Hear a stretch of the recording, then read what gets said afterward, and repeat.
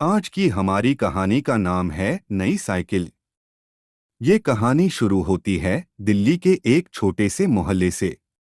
यहाँ शाम 8 साल का एक बच्चा था जो अपने माता पिता और बड़ी बहन रीना के साथ रहता था।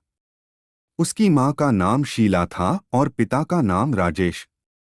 शाम के पास एक पुरानी साइकिल थी जो अब उसके लिए छोटी हो गई थी। उसके दोस्त उसकी साइकिल को देखकर उसका मजाक उड़ाते थे, जिससे वह बहुत दुखी हो गया था। एक दिन शाम अपने दोस्तों के साथ खेलने के लिए पार्क गया।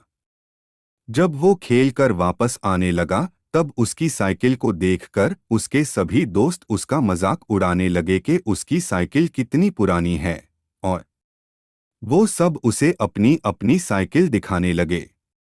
शाम उदास होकर घर आया। उसकी बहन रीना ने उसे उदास देखा और पूछा, शाम, क्या हुआ? तुम इतने उदास क्यों हो? मेरे दोस्त मेरी साइकिल का मजाक उड़ाते हैं। वे कहते हैं कि यह बहुत छोटी है। दीदी, मुझे नई साइकिल चाहिए। कोई बात नहीं शाम, तुम उदास मत हो। हम मम्मी से बात करते हैं, वो तुम्हें नई साइकिल दिलवा देंगे। शाम और रीना माँ के पास गए और रीना ने कहा, माँ, शाम को नई साइकिल चाहिए। उसकी पुरानी साइकिल अब उसके लिए छोटी हो गई है और उसके दोस्त भी उसका मजाक उड़ाते हैं। ओ, कोई बात नहीं, बेटा। इतनी छोटी सी बात के लिए तुम उदास मत हो। हम तुम्हारे पापा से बात करेंगे जब वे शाम को ऑफिस से लौटेंगे।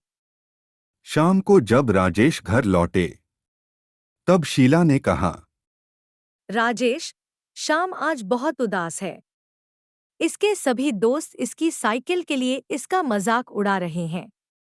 वैसे भी अब इसकी साइकिल पुरानी हो गई, क्यों ना हम इसको नई साइकिल दिलवा दे। हाँ पापा, अब आप इसको नई साइकिल दिलवा ही दो, इसकी साइकिल बहुत पुरानी हो गई है। हाँ ठीक है, दिलवा दूंगा, लेकिन शाम क्या तुम अपनी नई साइकिल का ध्यान रखोगे? ये तो नहीं होगा ना कि 1 से 2 दिन उसके साथ खेल कर उसे हाथ भी नहीं लगाओगे बेटा। क्योंकि चीज़ें खरीदना आसान है, लेकिन उनकी देखभाल करनी मुश्किल काम है। हाँ पापा, मैं अपनी साइकिल की अच्छी तरह से देखभाल करूंगा। आई प्रॉमिस यू पापा। अगले दिन राजेश ने शाम के लिए नई साइकिल खरीदी। शाम बहुत खुश हुआ और 2-3 दिन तक उस साइकिल के साथ खेलता रहा। लेकिन धीरे धीरे उसका उत्साह कम होने लगा और उसने साइकिल चलाना लगभग छोड़ दिया। शीला रोज उसे साइकिल चलाने के लिए कहती थी, लेकिन वो हर बार ये कहता था, माँ आज नहीं, कल चलाऊंगा। एक दिन शीला ने देखा कि शाम साइकिल से खेल नहीं रहा है, तो उसने उसकी साइकिल छुपा दी। फिर उसने शाम को बुलाया और पूछा, शाम, तुम्हारी साइकिल कहाँ है? शाम घबरा गया और इधर-उधर साइकिल ढूंढने लगा, लेकिन उसे कहीं नहीं मिली। जब शाम को साइकिल नहीं मिली तब वो अपनी बहन के पास गया। दीदी, क्या आपने मेरी साइकिल कहीं देखी है? नहीं, मैंने तो नहीं देखी, क्यों, क्या हुआ? दीदी, वो मेरी साइकिल कहीं मिल नहीं रही। अगर पापा को पता चला तो वो बहुत डांटेंगे।